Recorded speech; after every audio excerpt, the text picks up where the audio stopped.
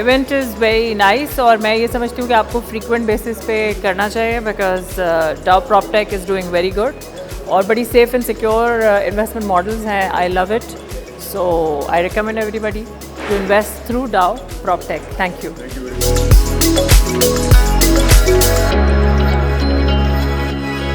DAO मुझे as a module बहुत अच्छा लगता है कि ट्रांसपेरेंसी वगैरह इन आप लोगों की बहुत अच्छी है.